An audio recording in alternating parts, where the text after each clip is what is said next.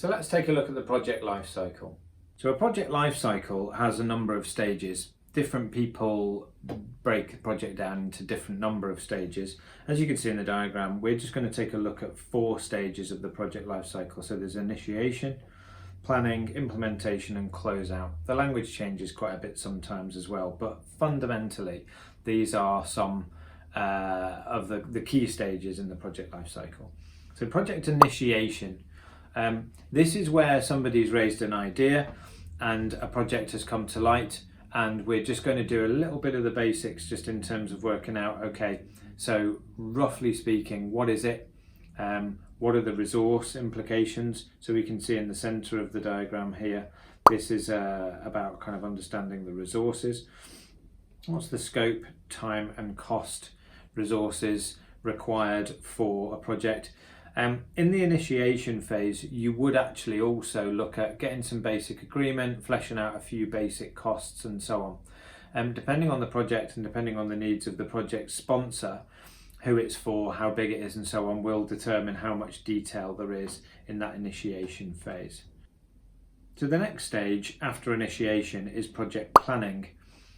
Planning follows initiation, as you can see here, it's the step after, but in actual fact, the two are kind of like an iterative process where planning phase is where a lot, certainly in terms of traditional or waterfall methodology projects, you're doing a huge amount of effort and energy into the project planning process. And that's making sure you've got all the detail right, again, relative to these resources that are outlined in the center of this circle.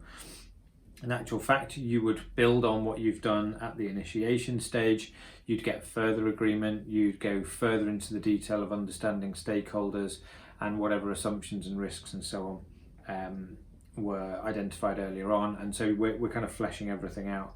The assumption within planning is you've got agreement to at least take it to the planning stage. Now you probably know, and I certainly know, that a lot of projects stall at the planning stage. A lot of us plan projects, we plan to do things at home or we plan to do things at work, and we may even go as far, quite far through that planning process and then decide not to take the project or the idea any further.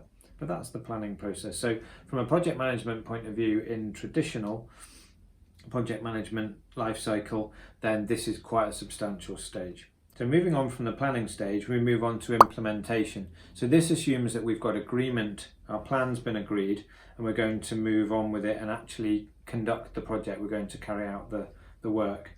At that point then, we do that and start work and start phoning contractors and getting people involved and doing the work and so on.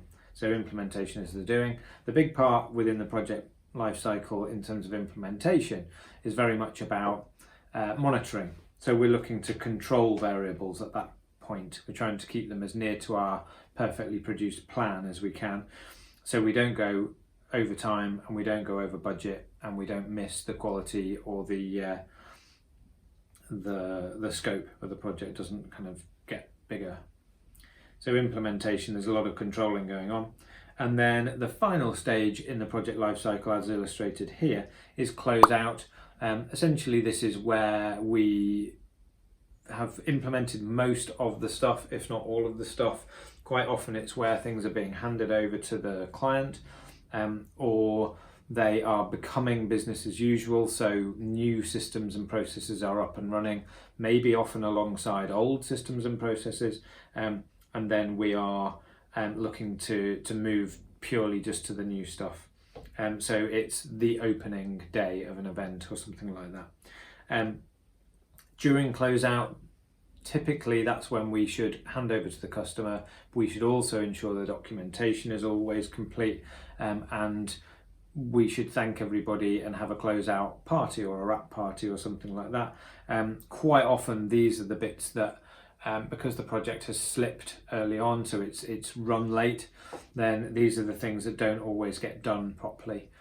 So really important phase to reflect and look back and learn and review and evaluate and document everything so we've got it for next time.